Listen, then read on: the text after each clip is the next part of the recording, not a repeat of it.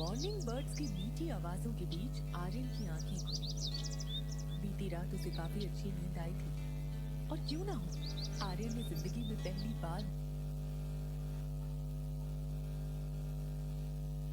समझ गया। मैं तुम्हें तन और मन से अपना पति मान चुकी हूँ दक्ष। तुम मुझे भगाकर क्यों नहीं ले चलते? क्या तुम मुझे कायर समझती हो राजकुमारी? मेरा वचन है कि कल के स्वयंवर में सबके सामने तुम्हें अपना बना लूंगा। राजकुमार दक्ष का वचन पूरा होना असंभव था। दक्ष अपने बचपन के प्यार को पाने के लिए बेताब था, मगर राजकुमारी के पिता महाराज वीरभद्र इस रिश्ते से बेहद नाराज थे। दक्ष के साथ रिश्ता हुआ तो हमारे कुल का नाम मिट्टी में मिल जाएगा। देखते ही उसका सर धड़ से अलग कर दो। राज्य का हर सैनिक दक्ष की जान के पीछे था, मगर दक्ष पर राजकुमारी के प्रेम का जादू छाया था। स्वयंवर शुरू होने की घोषणा होते ही एक दासी राजकुमारी को बताती है कि दूसरे राज्य से कोई राजकुमार आया ही नहीं। क्या ये स्वयंवर सिर्फ मेरे दक्ष को मारने की साजिश है? इस धोखे से अनजान अपनी जान हथेली पर लेकर एक नकाब की आड़ में राजकुमार दक्ष ने स्वयंवर में प्रवेश कर लिया। स्वयंवर एक मौत का कुआं था, जिसमें दक्ष अभिमन्यु की तरह 100 महारथियों से अकेला लड़ता जाता है। उसका रक्त राजकुमारी के आंसुओं की तरह लगातार बहता है। आखिरी बार देखते ही राजकुमारी की दर्द भरी चीख निकल जाती है और सबकी सांसें थम जाती है। तभी दक्ष की तलवार चमकती है। विजयी दक्ष को महाराज बंदी बनाने का आदेश दे देते हैं और दक्ष को मजबूरन अकेले ही भागना पड़ता है। अगली सुबह घायल दक्ष भैरव बाबा के मंदिर पहुंच जाता है, जहां राजकुमारी उसका बेसब्री से इंतजार कर रही थी। आज हम एक होकर रहेंगे दक्ष। दोनों मंदिर में प्रार्थना के लिए अपना शीश झुकाते हैं। तभी एक नुकीला खंजर दक्ष की पीठ के पार हो जाता है और उसकी छाती भेद कर बाहर निकल जाता है। क्यों? राजकुमारी कहती है, तुम ये राज कभी नहीं जान पाओगे दक्ष। कई सालों बाद दक्ष की आंखें फिर खुलती है। किसी अनजान जगह एक कमजोर शरीर में दक्ष का प्यार अब नफरत में बदल चुका है और दिल में बदले की आग है। और सिर्फ एक ही सवाल, राजकुमारी ने दक्ष को क्यों मारा? अभी जानने के लिए क्लिक प्ले नाउ और सुनिए ये इंटरेस्टिंग स्टोरी, द न्यू अवतार, only on pocket FM.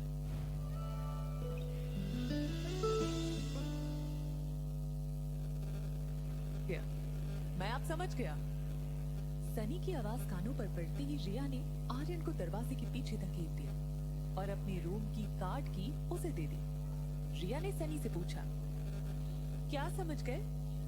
Sunny ने रिया को सल्यूट करते हुए कहा, मैं सब समझ गया कि कब तुम गेम खेलते हो, चोरी छुपे घर से बाहर जाते हो और फिर टेरेस पर जाकर गेम खेलते हो। मतलब इतने टाइम से ये सब कुछ तुम मेरी आंखों के सामने ही कर रहे थे, लेकिन मुझे पता भी नहीं चला। आज मुझे समझ नहीं आ रहा है कि मैं ज्यादा बेवकूफ हूँ या फिर तुम अल्ट्रा जीनियस। तुम जानते हो कि मैं तुम्हारा चाचा भी हूँ और सबसे बड़ा फैन भी, लेकिन इस वक्त मैं सिर्फ तुम्हारा चाचा हूँ। तुम अभी अंदर चलो, वो खड़ूस मिस मैरी आ चुकी है तुम्हें पढ़ाने। बहुत गुस्से में है, कब से तुम्हारा वेट कर रही है। सनी ने रिया का हाथ पकड़ लिया और उसे प्रेसिडेंशियल स्वीट 2401 में ले गया। अंदर जाते रिया ने देखा, भले ही उसके प्रेसिडेंशियल स्वीट की बनावट एक जैसी थी, मगर सजावट में बहुत फर्क था। हर चीज एक तरीके से रखी हुई थी। ऐसा लग रहा था जैसे रूम के फर्नीचर को भी डिसिप्लिन में रहने की वार्निंग दी गई थी। रिया को डाइनिंग टेबल पर सर पर हाथ रखी एक औरत दिखी। रिया को देखते ही वो गुस्से से चेयर पर से उठी और बेडरूम में चली गई। रिया ने सनी की ओर देखा। सनी खुद बहुत डर गया था। उसने धीरे से रिया के कानों के पास आकर कहा, तुम सिर्फ ये कह देना कि तुम्हें भैया ने नीचे बुलाया था, बाकी मैं संभाल लूंगा। ये कहते हुए सनी ने रिया को बेडरूम में छोड़ दिया और दरवाजा बंद कर दिया। मिस मैरी ने राइटिंग टेबल पर रखी रूलर उठा ली, फिर अपने गुस्से को काबू में कर लिया और अपनी शांत अंदाज में रिया से कहा, बेवकूफ तो तुम हुई, लेकिन अब बदतमीज भी हो गए हो। पिछले आधे घंटे से मैं तुम्हारा इंतजार कर रही थी और तुम आने की बात सॉरी भी नहीं कहते। रोज रोज तुम्हें इस रूलर से पीटती हूँ ताकि तुम गलतियां ना करो, मगर तुम हो कि सुधरने का नाम ही नहीं लेते। कहते हैं बच्चे में या तो अपनी पापा की क्वालिटी होती है या तो अपनी माँ की, तो तुम्हारे अंदर किसकी क्वालिटी आई होगी? अब ये तो सबको पता है कि तुम अपने पापा की तरह स्मार्ट और इंटेलिजेंट तो नहीं, तब तो जरूर तुम्हारी माँ बेवकूफ बदतमीज रही होगी, तभी तुम इतने बेवकूफ हो और अब बदतमीज भी हो गए हो। तुम्हारी वजह से तुम्हारे दादा दादी ने तुम्हारे बाप को घर से निकाल दिया बेशरम। चलो ठीक है, फिर आज मैं तुम्हें ऐसा सबक सिखा दूंगी कि तुम्हें हमेशा याद रहेगा। मैरी की ये बात सुनकर रिया को बहुत गुस्सा आया। एक तो रिया को पता चला कि ये टीचर बिना वजह रोज आर्यन को मारती थी, और दूसरा कि वो आर्यन की माँ को बिना वजह गाली दे रही थी। रिया मिस मैरी को एक करारा जवाब देने ही वाली थी, तब बेडरूम का दरवाजा खुलने की आवाज आई। रिया ने पीछे मुड़कर देखा तो उसके सामने रोहित मारवा खड़ा था। रोहित मारवा को देखकर रिया का सारा गुस्सा गायब हो गया। उसके चेहरे पर बिना उसे पता चली स्माइल आ गई। रोहित को देखते ही मानो रिया को पंख आ गए थे। वो किसी परी की तरह उड़ने लगी थी। बहुत जल्द रिया को इस बात का एहसास हुआ कि ये कोई सपना नहीं बल्कि हकीकत है। जैसे रोहित रिया के पास आने लगा, रिया ने प्यारी सी मुस्कान देकर रोहित से कहा, हाय डैड। रिया की ये मुस्कान देखकर रोहित सरप्राइज हो गया, क्योंकि आर्यन कभी इस तरह रोहित को ग्रीट नहीं करता था। रोहित ने मिस मैरी के हाथ में रूलर देखी। रोहित ने मिस मैरी से पूछा, टीचर मैरी सब कुछ ठीक है ना? आर्यन ठीक से पढ़ाई कर रहा है ना? मिस मैरी ने सिचुएशन देखते हुए एक अलग ही ड्रामा करना शुरू कर दिया। रूलर राइटिंग टेबल पर रखकर वहीं चेयर पर बैठ गई। लगभग रोती हुई आवाज में रोहित से कहने लगी, मिस्टर रोहित, मैं बहुत कोशिश कर रही हूँ, मगर आर्यन सुधरने का नाम ही नहीं लेता। ना होमवर्क करता है, ना मेरी कोई बात सुनता है। उसका आईक्यू लेवल किसी 2 साल के बच्चे से भी कम है। मैंने अपना सारा ध्यान इसे पढ़ाने में लगा दिया, मगर रिजल्ट हमेशा 0 ही निकलता है। मैं आपसे कितनी बार कह चुकी हूँ कि आपका बेटा स्पेशल केस है, इसे स्पेशल स्कूल में डाल दीजिए। आर्यन जैसे बच्चों को पढ़ाना हम जैसे साधारण टीचरों के बस की बात नहीं है। मैरी की ये बात सुनकर रोहित काफी निराश हो गया, मगर उसने अपने चेहरे पर अपनी उदासी आने नहीं दी। रोहित रिया के पास घुटनों पर बैठा, उसकी आंखों में आंखें डालकर देखने लगा। रोहित को इतना पास से देखकर रिया की मुस्कान और बड़ी हो गई। इतने पास से रोहित और भी ज्यादा हैंडसम लग रहा था। उसकी स्टबल दाढ़ी, पतले होंठ और होठों के नीचे एक तिल। रिया की इमेजिनेशन में उसके डैड जैसे थे, उस डेफिनेशन में रोहित बिल्कुल परफेक्ट उतरता था। रिया का मन अभी रोहित को देखते हुए भरा नहीं था। तभी उसके कानों पर रोहित की आवाज पड़ी, आर्यन बेटा, तुम होमवर्क क्यों नहीं करती? मिस मैरी को कंप्लेंट का मौका क्यों देते हो? रिया बिना कुछ बोले सिर्फ रोहित को देख रही थी। रोहित की बातों का क्या जवाब देना है, ना तो ये रिया जानती थी और ना ही उसे इंटरेस्ट था। रिया को चुपचाप खड़ा देखकर मैरी ने अपनी झूठी कहानी और आगे बढ़ा दी। देखा मिस्टर रोहित मारवा, बस ऐसे ही कोई भी सवाल पूछो तो ऐसे ही एक्सप्रेशन देता है आर्यन। ना तो खुद बात करता है, ना तो मेरी कोई बात समझता है। मैथ के एग्जाम के पहले ज्योग्राफी पढ़ता है और ज्योग्राफी के एग्जाम के पहले हिस्ट्री। ऐसे बच्चे को डिसिप्लिन मिलाना बहुत मुश्किल है, और फिर बच्चा ही तो है, मार भी तो नहीं सकते। मैरी की बात सुनकर रिया ने मैरी की ओर देखा। रिया को पता था कि टीचर साफ झूठ बोल रही है, वो रोज आर्यन को मारती थी। रोहित पास की चेयर पर जाकर बैठ गया। रोहित का सर झुक चुका था। ऐसा लग रहा था जैसे रोहित ने आर्यन को लेकर हार मान ली हो। रिया से रोहित की हालत देखी नहीं जा रही थी। रिया रोहित को कुछ कहे उससे पहले मिस मैरी ने अपनी आखिरी चाल चल दी। वो रोहित के पास आई और बिल्कुल धीमी आवाज में कहने लगी, मिस्टर रोहित, मेरी बात मान लीजिए, आर्यन को स्पेशल स्कूल की जरूरत है। वहाँ के टीचर्स ऐसे ऑटिस्टिक बच्चों को पढ़ाने में ट्रेन्ड होते हैं। आर्यन उनके अंडर ट्रेन होगा तो बड़ा होकर आप पर बोझ नहीं बनेगा। ऐसे एक स्कूल में मेरा कांटेक्ट है, हमें जल्दी फैसला लेकर आर्यन को वहाँ भेज देना चाहिए। मिस मैरी की बात सुनकर रिया हैरान हो गई। उसे पता था कि आर्यन एक नॉर्मल बच्चा है, उसे ऐसे स्कूल में जाने की कोई जरूरत नहीं। वो देख सकती थी कि मिस मैरी किस गहरी प्लानिंग में थी। रिया ने सोच लिया था कि अगर रोहित ने आर्यन का साथ नहीं दिया और मिस मैरी की बात मान ली तो वो अपनी मम्मा को सब कुछ बता देगी, आर्यन को यहाँ से छुड़ा लेगी और फिर कभी रोहित से नहीं मिलेगी। वो शांत खड़ी रोहित के जवाब का इंतजार कर रही थी। मिस मैरी ने रोहित के कंधे पर हाथ रखकर उसे फिर से पूछा, mister Marwa, I am waiting for your answer. Rohit ने अपने सर से हाथ हटाया और बिना मिस मैरी को देखे जोर से आवाज लगाई, सनी, सनी, यहाँ आओ। रोहित को इतनी जोर से चिल्लाते सुन सनी दौड़कर बेडरूम में आया। वो घबराकर रोहित से पूछने लगा, क्या हुआ भैया, क्या आर्यन से कोई गलती हुई? सनी रिया की ओर देखने लगा। वो इशारे से रिया को पूछने लगा कि क्या हुआ। उसे डर था कहीं रोहित के सामने आर्यन का गेमिंग वाला राज न खुल गया। तभी रोहित ने सनी से कहा, सनी एक काम करो, मिस मैरी को पूरे साल की फीस दे दो और उनसे कह देना कि अगर वो आर्यन को नहीं पढ़ा सकती तो हम किसी और को ढूंढ लेंगे। कल से आने की कोई जरूरत नहीं है। रोहित की ये बात सुनकर मिस मैरी शॉक हो गई। उसने सोचा नहीं था कि रोहित उससे इस तरह बात करेगा।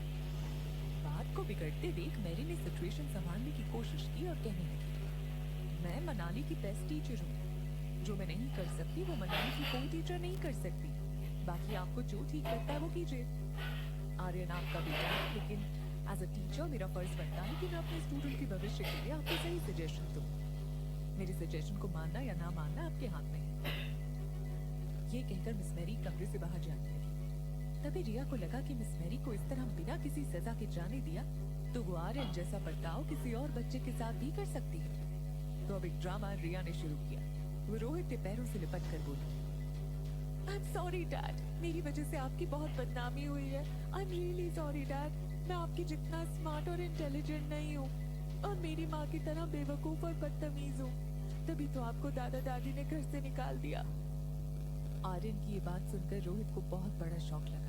उसने आर्यन को इस तरह बिहेव करते कभी नहीं देखा था और आर्यन के मुंह से ये सारी बात सुनकर रोहित रिया के बिल्कुल सामने जमीन पर बैठ गया। उसने दोनों हाथों से उसे पकड़कर पूछा, नो आर्यन, ऐसी कोई बात नहीं है, लेकिन तुम्हें ये सब किसने कहा? रिया ने अपना हाथ ऊपर करके दरवाजे पर खड़ी मिस मैरी की ओर इशारा कर दिया। रिया रोहित के पीठ के पीछे उसके कंधे पकड़कर छुप गई। मिस मैरी को समझ नहीं आ रहा था कि वो क्या करे। उसे अंदर ही अंदर डर लग रहा था कि ये बात सुनकर रोहित उसके साथ क्या करेगा। वो अटक अटक कर अपनी डिफेंस में बोलने लगी, मिस्टर माँ बाप, आर्यन झूठ बोल रहा है। एक्चुअली ये ऐसे लड़के अक्सर झूठ बोला करते हैं। मैंने आपसे कहा था ना, it is dangerous to keep him here. तभी रोहित के पीछे छिपी रिया ने अपना मुंह बाहर निकाला, फिर मिस मैरी को देखकर अपनी जीभ बाहर निकाली और कहा, sorry teacher, please don't start hitting me again. ये सुनकर रोहित और सनी दोनों को लगा कि अगर मिस मैरी लड़का होती तो उसके किए की सजा उसे यही दे देते। रोहित की आंखों में गुस्सा देखकर मिस मैरी घबराकर मेन डोर की ओर भागने लगी। मेन डोर के बाहर रोहित के गार्ड्स ने मिस मैरी को रोक लिया। रोहित ने रिया के माथे पर हाथ घुमाते हुए कहा, आर्यन बेटा, तुम थोड़ी देर खेलो, डैड अभी आते। इतना कहकर आर्यन खड़ा हुआ और सनी के साथ बेडरूम का दरवाजा बंद करते हुए बाहर चला गया। मिस मैरी को पता चल गया कि अब बचने का कोई रास्ता नहीं था। गार्ड्स ने उसका रास्ता रोक कर रखा था। पीछे रोहित बेहद गुस्से में उसकी ओर बढ़ रहा था। रोहित मिस मैरी के पास आकर रुक गया और अपनी जेब से फोन निकालकर डायल करते हुए बोला, अब आगे की पूछताछ आपसे पुलिस ही करेगी। आई विल मेक श्योर कि आप पर चाइल्ड हरासमेंट का ऐसा केस हो जिसमें आपको बेल तक ना मिले। And I will hire the best lawyer of Manali. ये सुनते ही मिस मैरी ने रोहित के पांव पकड़ लिए। रोते हुए सब कुछ कन्फेस करने लगी। I am sorry mister Rohit, मुझे माफ कर दीजिए। मैंने ऐसा सिर्फ पैसों के लिए किया। मैं जानबूझकर आर्यन को टॉर्चर करती थी, उसे गलत सिखाती ताकि आप कन्विंस हो जाएं कि आर्यन नॉर्मल बच्चा नहीं है और आप उसे स्पेशल स्कूल में डाल दें। रोहित ने पांव झटककर मिस मैरी से अपने आप को अलग किया और पूछा, किसने पैसे दिए थे ये सब करने के लिए? किसने पैसे दिए थे, बोलो। मैरी कुछ जवाब नहीं दे रही थी। उसे समझ नहीं आ रहा था कि वो क्या करे। तभी रोहित ने चिल्लाकर पूछा, Will you tell me or should I call the police? Mary के पास और कोई रास्ता नहीं था।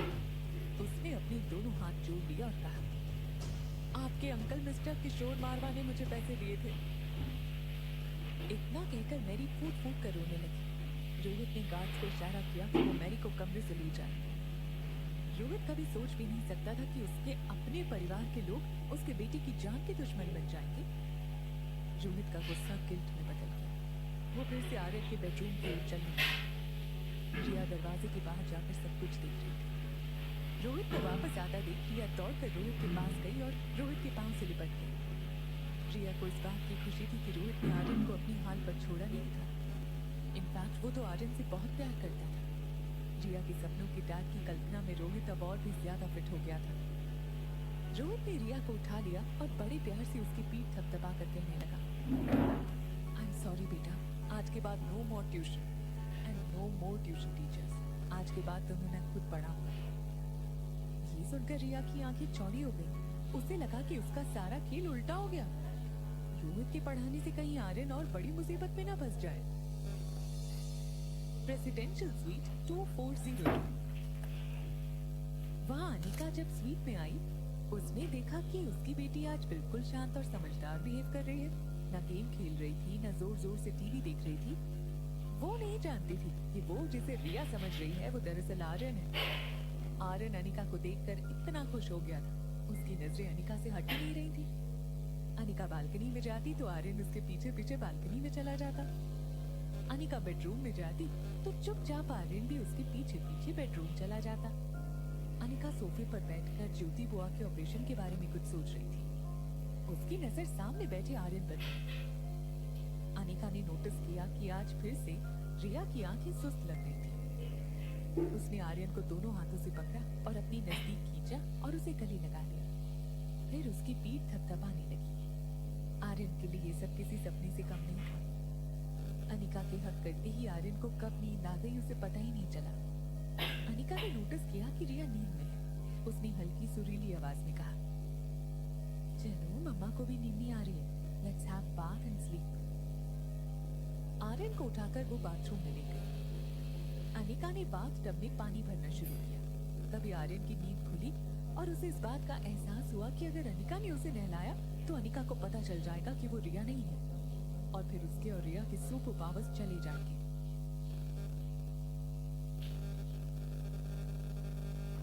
एक गलती कभी कभी बहुत महंगी पड़ जाती है। कुछ ऐसा ही हुआ कबीर के साथ, जिसकी वजह से उसे मिलिट्री इंटेलिजेंस ब्यूरो के ड्रीम को गंवाना पड़ा। MIB से निकलकर जब कबीर दिल्ली आया तो उसकी मुलाकात हुई फेमस एक्ट्रेस जेनिफर से। लेकिन दोनों को एक सीक्रेट ने जोड़ा हुआ है और वो है दोनों की सीक्रेट मैरिज। क्या होगा जब इस राज से पर्दा उठेगा? क्या कबीर फिर अपने सपने की तरफ कदम बढ़ा पाएगा? क्या जेनिफर लाएगी उसकी जिंदगी में बिग चेंज? जैसे ही अनिका आर्यन की टी शर्ट निकालने लगी, आर्यन ने उसे रोक लिया और बिना कुछ कहे बाथरूम से भाग गया। हंसते हुए अनिका ने कहा, तो अब नन्ही गुड़िया बड़ी हो गई है, मम्मा के पास नहाने में शर्म आती है? इतना कहकर अनिका ने बाथरूम का दरवाजा अंदर से बंद कर लिया।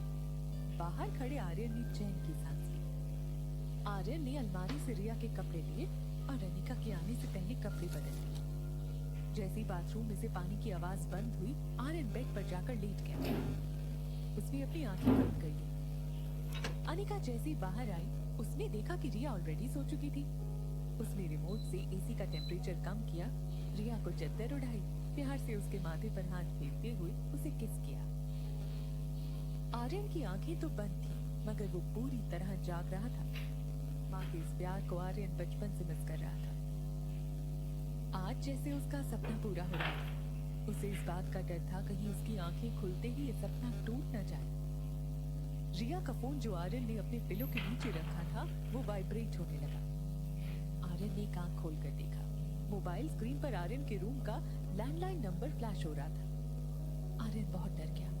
कहीं अनिका ने फोन उठा लिया और अनिका ने रिया की आवाज सुन ली तो आर्यन और रिया की पोल खुल जाएगी। जैसे अनिका ने फोन लेने की कोशिश की, आर्यन करवट बदलते हुए फोन के बिल्कुल ऊपर सो गया।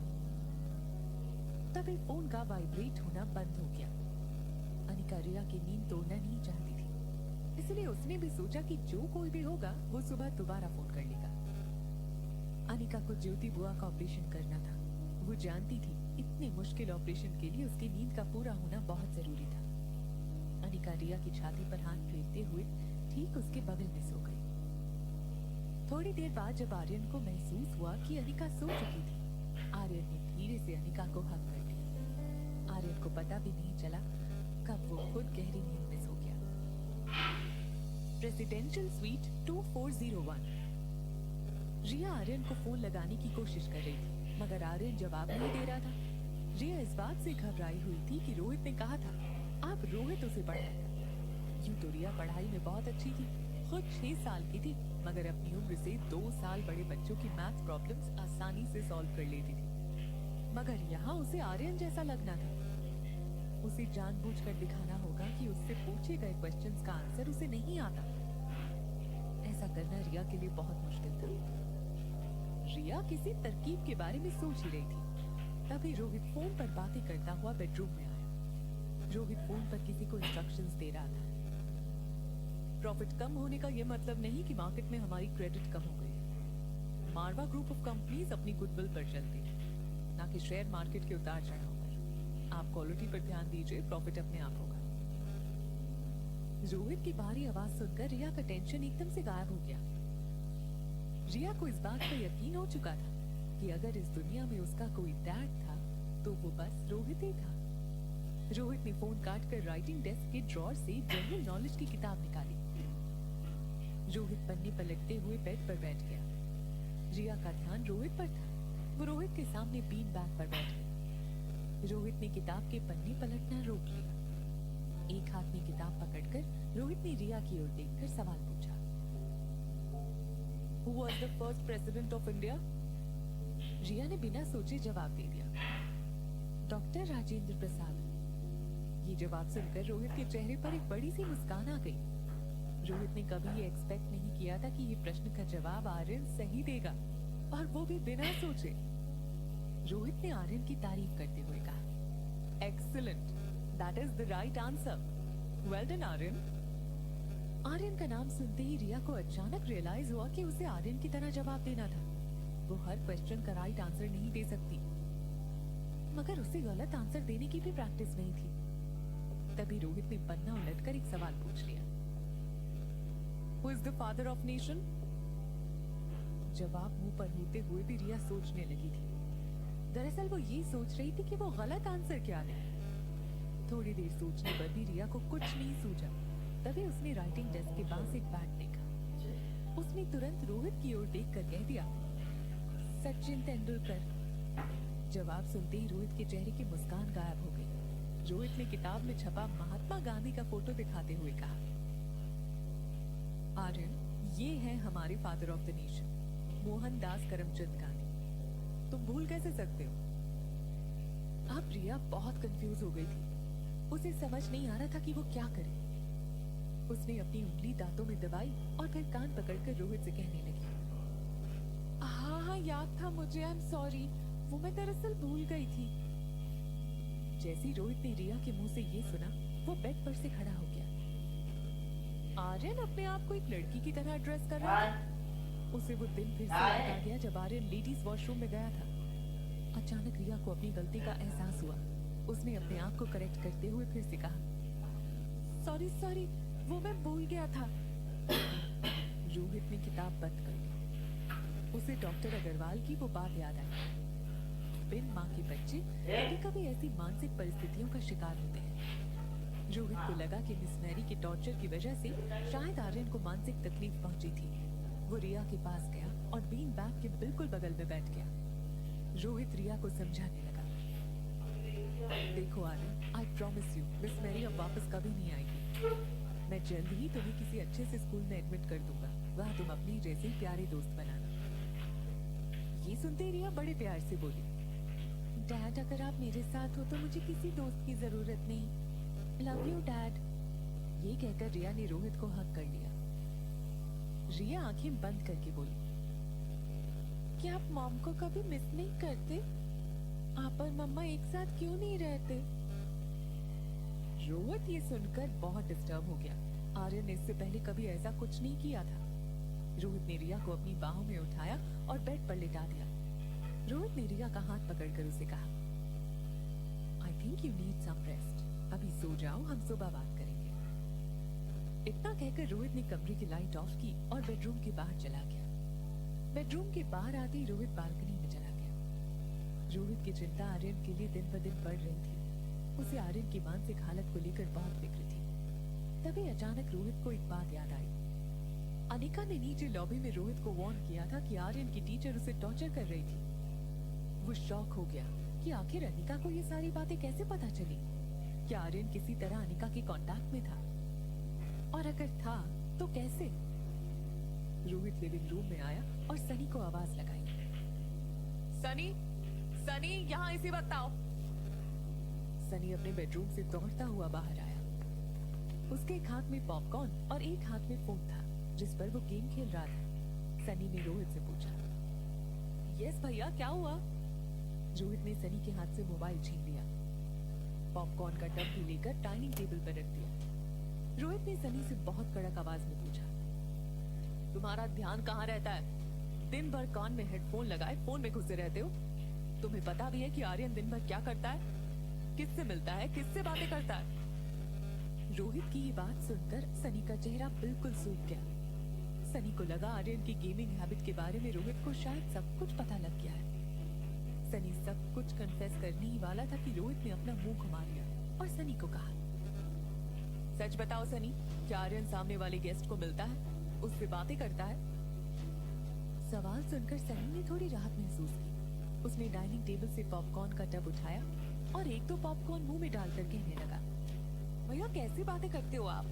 आर्यन तो सारा दिन घर में ही रहता है, वो कैसे उस लेडी को मिल सकता है? ना ही वो लेडी कभी हमारी स्वीट में आई है। सनी की ये बात सुनकर रोहित ने उससे चिल्लाकर पूछा, फिर ये कैसे हो सकता है कि उस औरत को आर्यन की पर्सनल बातें पता हो? पॉपकॉर्न का छिलका सनी के गले में फंस गया। सनी जोर जोर से खांसने लगा। रोहित ने डाइनिंग टेबल पर रखा पानी का जग उठाया, एक ग्लास में पानी भर के सनी को ग्लास देते हुए कहा, फिर क्या वो औरत आर्यन से फोन पर बातें करती होगी? ये कहते ही रोहित फिर से आर्यन के बेडरूम की तरफ गया। धीरे से दरवाजा खोलकर देखा, रिया बेड पर सो गई थी। रोहित धीरे से लैंडलाइन फोन की ओर बढ़ा। उसने फोन का रिसीवर उठाया और रीडायल बटन दबाया। फोन की स्क्रीन पर एक मोबाइल नंबर फ्लैश हुआ। रोहित का शक सच निकला। आर्यन फोन पर किसी से बात करता था। वो परेशान होकर बेडरूम से बाहर निकला। रोहित ने सनी से कहा, मुझे ये औरत अनिका कुछ समझ नहीं आ रही है। पता नहीं वो क्या करना चाहती है आर्यन के साथ। क्या उसे भी मेरे परिवार वालों ने भेजा है? रोहित ये कहते हुए डाइनिंग टेबल की चेयर पर बैठ गया। रोहित की उदासी देखकर सनी रोहित के पास आया और कहा, भैया मुझे पता है कि आपको आर्यन की फिक्र है, मगर मेरी बात का विश्वास कीजिए, आर्यन वैसा बिल्कुल नहीं है जैसा वो लगता है। अभी आपको लगता है कि आर्यन स्मार्ट नहीं है, पर मुझे पता है कि आर्यन बहुत स्मार्ट है। और अगर उस लेडी का आर्यन पर कोई पॉजिटिव इफेक्ट हो रहा है तो उसमें गलत क्या है? भैया ये तो आप भी जानते हो कि आप कितनी भी कोशिश कर लो, आर्यन की जिंदगी में माँ की कमी पूरी नहीं कर सकते। रोहित को जिंदगी में कोई बात इतनी नहीं चुभी थी जितनी सनी की ये बात चुभी थी। वो बिना कुछ बोले खड़ा होकर अपने बेडरूम की तरफ चला गया। नेक्स्ट डे, अनिका अभी सो रही थी। आर्यन बालकनी में फोन पर रिया के साथ बात कर रहा था। सॉरी, मैं कल तुम्हारा फोन नहीं उठा पाया। तभी रिया ने धीमी आवाज में बोलना शुरू किया, तुम्हारे लिए खुशखबरी है, तुम्हारी उस टीचर मैरी की छुट्टी कर दी है और बहुत जल्द तुम्हें एक अच्छे स्कूल में एडमिशन भी मिल जाएगा। रिया की इस बात पर आर्यन को विश्वास नहीं हो रहा था। उसने रिया से पूछा, आर यू सीरियस? तुम मजाक तो नहीं कर रही हो ना? रिया ने इरिटेट होकर जवाब दिया, सुबह सुबह ऐसा मजाक कौन करता है? अच्छा मेरी बात ध्यान से सुनो, आज का प्लान है। रिया ने अभी ये कहा ही था कि उसे दरवाजा खोलने की आवाज आई।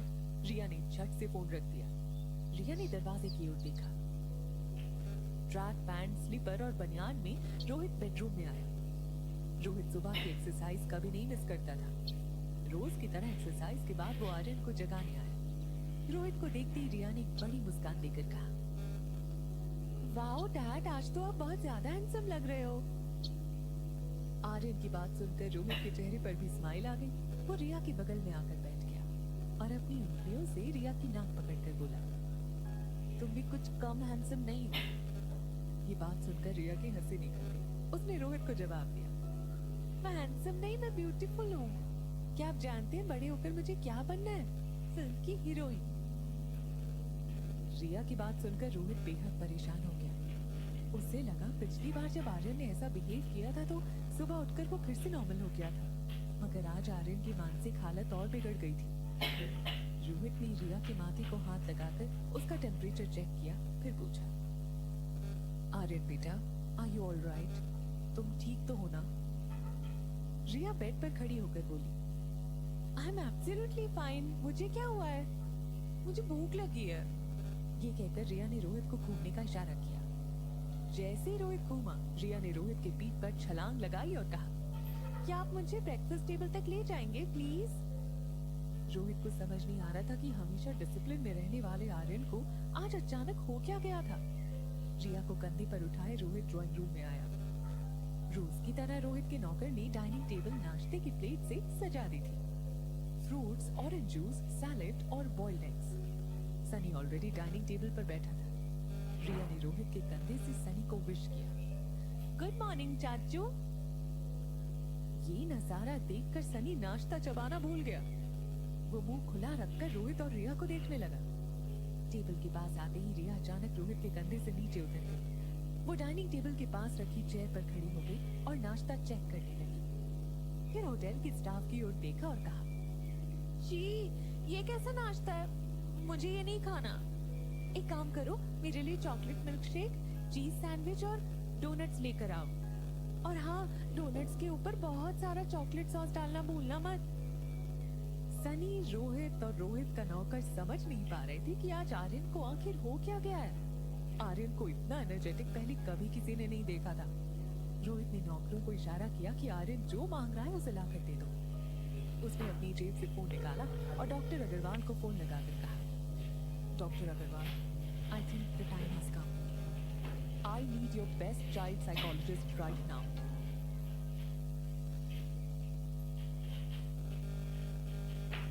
पॉकेट एफएम के pocket friendly fantastic cashback offer के बारे में सुना क्या? जहां पॉकेट एफएम कॉइंस पैक खरीदने पर मिल रहा है फ्लैट कैशबैक आपके पॉकेट एफएम वॉलेट में, यानी अपनी मर्जी का कॉइंस पैक, पेमेंट और कैशबैक गारंटी। फायदे का सौदा है बॉस। हरी आप, कहीं आपका कैशबैक हाथ से निकल न जाए।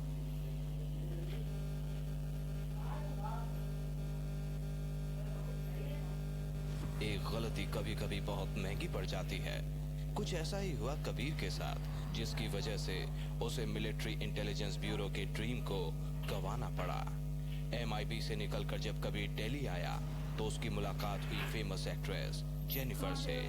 लेकिन दोनों को एक सीक्रेट ने जोड़ा हुआ है, और वो है दोनों की सीक्रेट मैरिज। क्या होगा जब इस राज से पर्दा उठेगा? क्या कबीर फिर अपने सपने की तरफ कदम बढ़ा पाएगा? क्या जेनिफर लाएगी उसकी जिंदगी में बिग चेंज? डियर लिसनर्स, यहाँ बस इतना ही। आगे की कहानी अभी सुनने के लिए क्लिक प्ले नाउ और मेरे साथ सुनिए कबीर की थ्रिलिंग स्टोरी सीक्रेट फौजी, ओनली ऑन पॉकेट FM।